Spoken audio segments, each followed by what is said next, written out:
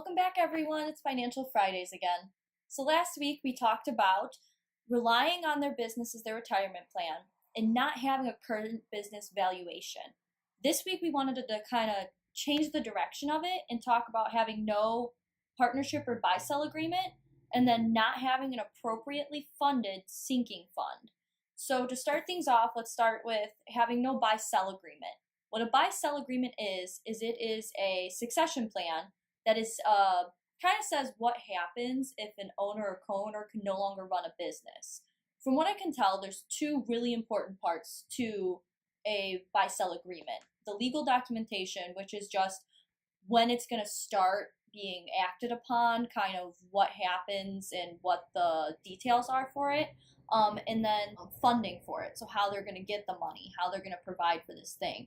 So what I ran into is in some extreme cases where people weren't thinking about getting the funding for this, or they weren't really focused on having a buy-sell agreement, they came across owners who didn't create a plan to the fund and had to file for bankruptcy, and that's in the extreme case of it. So that's something to kind of keep in mind, is that you need to have one of these, so that you need to have a plan in place and you need to have the funding for that plan in place for all of this to kind of work together.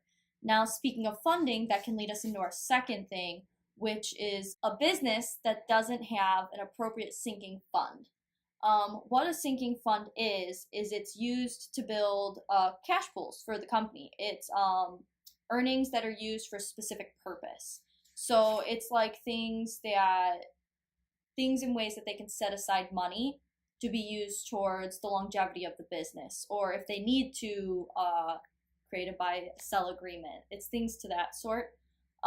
Most of the time, they don't know where to take these funds out of appropriately, that it won't damage the company's growth. So you need to kind of figure out, depending on what your company is, where you can take that money out of, what assets can be used to create this fund for you. So those are the two things that we're going to talk about this week. I hope you guys are creating some questions on them. And if you do, send them directly to me or to Randy or Lauren. All of us have the information for you that you guys would need. Next week, we're going to finish up the last two of these of our list here. Not having a business continuation coverage or protection plan, and paying too much in taxes. The paying in too much in taxes is going to be a little bit longer than the ones we've done before, because there's so much that can go into it, and I want to make sure you guys have enough information. So I hope that you guys enjoyed this week. We look forward to having you next week, and keep liking and sharing the videos. Thank you, guys. Bye.